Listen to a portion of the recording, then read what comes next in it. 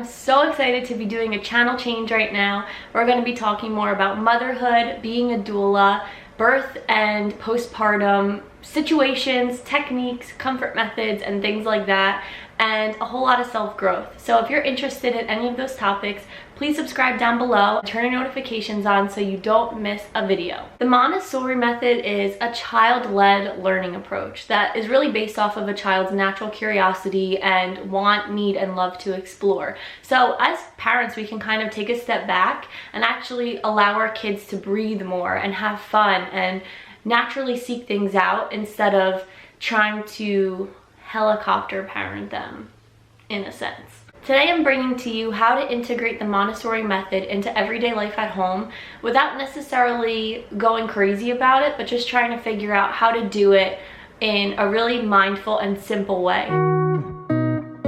Start incorporating some DIY projects.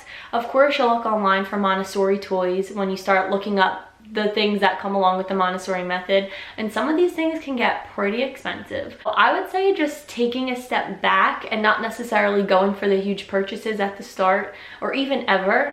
A lot of these things we can make on our own at home. So that would be doing some projects at home that cost basically nothing, items that you can get at the dollar store. Just cutting it back to simple objects. And as you probably could tell already, kids like playing with things that aren't toys. So when we start incorporating these into their playtime, they get really interested and intrigued by it.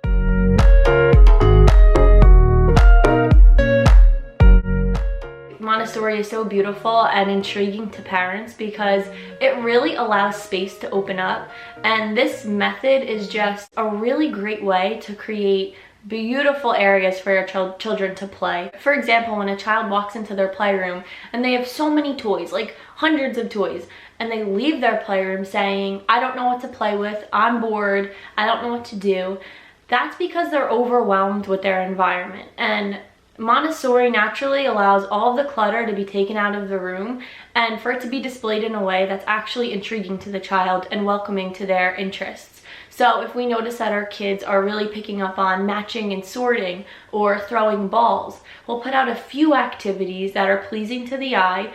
It allows them to see what they actually have to play with, and it also matches what they're actually into at the moment. Include your child in how you get them ready for the day. They can actually walk over and grab their diaper, get their wipes to start their day with a new diaper change. You can do this in the bathroom so they get used to the potty. You can sit them in front of a mirror and help them brush their hair, show them how you do their hair, show them how you put their hair tie in, and allow them to see the whole method as what you're doing will be one day what they're going to do. Another great way is to include them in on teeth brushing. And a lot of toddlers don't like to be told what to do, so it's a really cool way for them to get into a healthy habit. One day they'll have a stool in front of the sink and they'll be brushing their teeth while you're getting other things done. So it's just a really great way to start showing them day-to-day experiences that one day they'll be doing for themselves.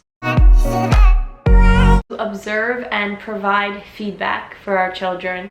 It is really beneficial for a child to feel like they're doing things not necessarily in the right way, but in a way that's acknowledged by us as their parents. It allows them to feel independent, feel responsible, and also understand that what they're doing is purposeful and for a reason. And we can provide feedback by noticing detail in what they're doing.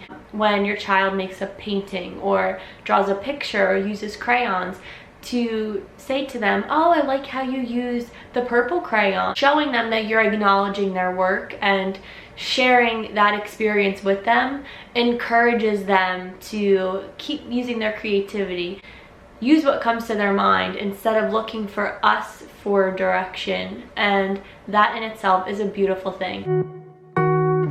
Getting that solid routine down so they know right from brushing teeth it's time to turn off their light, put on their sound machine, and get into bed. So these little step-by-step routines will help them naturally know what to do when it's time to go to bed or it's time to wake up in the morning, like getting dressed for school, getting a lunch packed, showing them how they can pour their own cereal. Kids like routine. They like to predict what happens next. And of course it's nice to switch it up sometimes, but when it comes to a bedtime routine or a morning routine, it's really important to keep these things steady so they know what to expect, and they'll be able to go from waking up, getting ready for school, getting their coat and backpack together on their own, and then heading out the door. We can start helping them get into this rhythm while they're toddlers.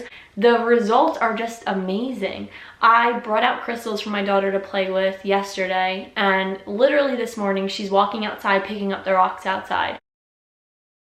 She has never touched a rock in her 18 months, and all of a sudden, since I've shown her crystals and rocks and we played with them and sorted them, she's totally into it now. So I think that it's just in little ways we're gonna see massive changes and amazing results from using the Montessori method, and it'll also allow us to have a breather. It's really natural as parents to want to support our children and make sure that we're actually doing things that are benefiting them, watching how we speak around them, and just overall encouraging them to have fun and play in a safe way. So I think it's really easy to start integrating some of these methods and just show how great Montessori can be, not only for our children, but also to help us as parents. Those are 5 really simple and natural ways to use the Montessori method at home. If you have anything to add to that, please leave it down below. And don't forget to subscribe if you're new here. Thank you guys so much for watching, and I'll see you in the next video.